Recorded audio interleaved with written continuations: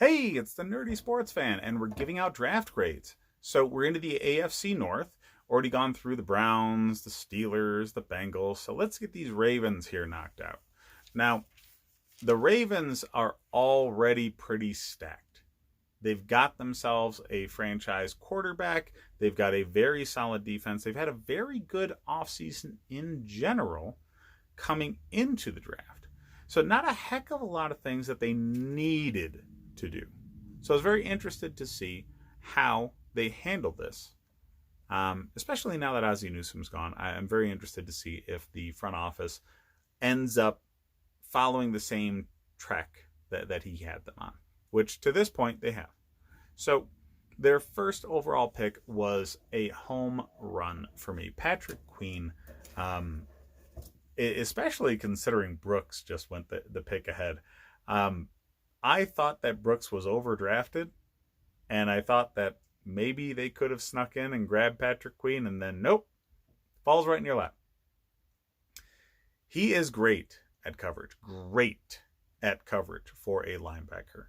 He's very fast, and we haven't seen his top end.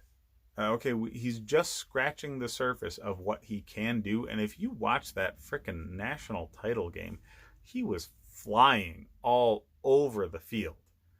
So he peaked at the right time. The best game that he has tape for at all is the national championship game in his last game as a college player. So I think he's exactly the kind of player you want. Somebody who's going to bring it on the biggest stage. Make it matter.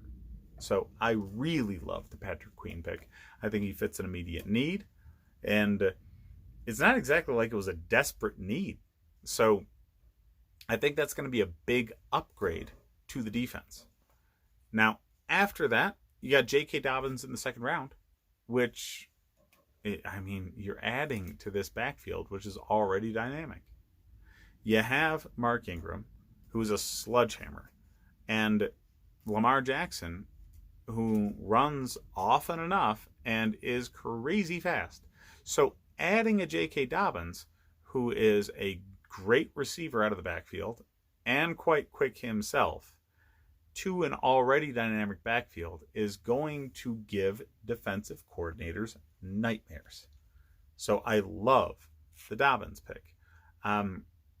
Justin Matabuke, I thought was worthy of a second round selection. I think he's an effective pass rusher and run defender, and I think he's underrated. And it might be because of his size, but I think he's big enough at the defensive tackle position to be effective.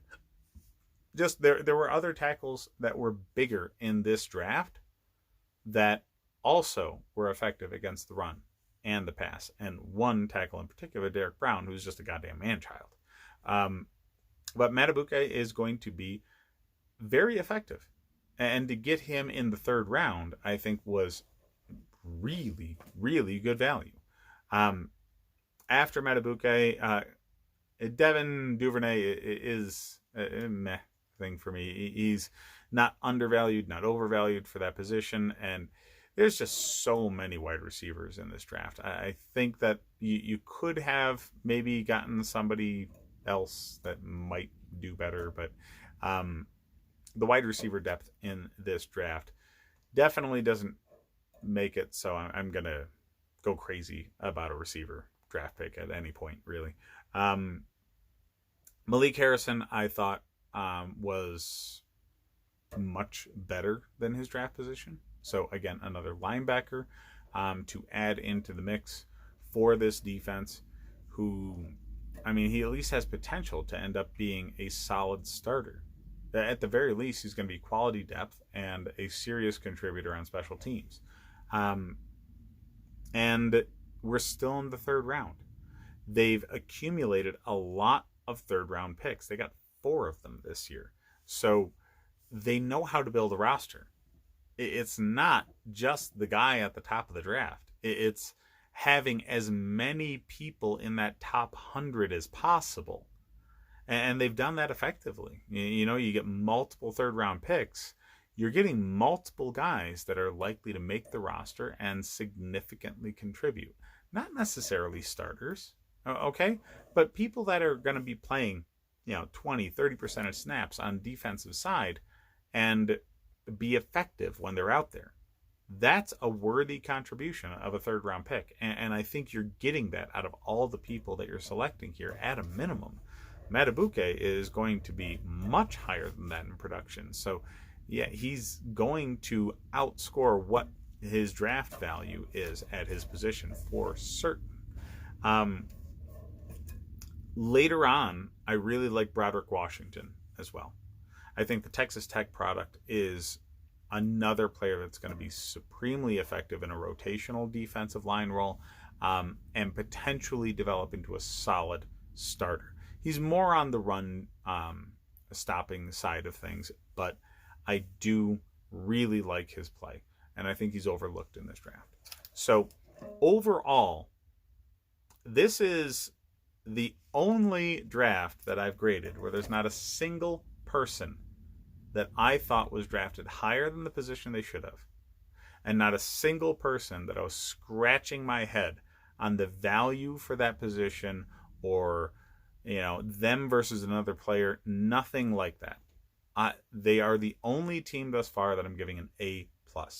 That this is a perfect draft scenario for the Ravens, and one of the many examples that I can give for them having the best and most consistent front office that I've seen in the past 15, 20 years.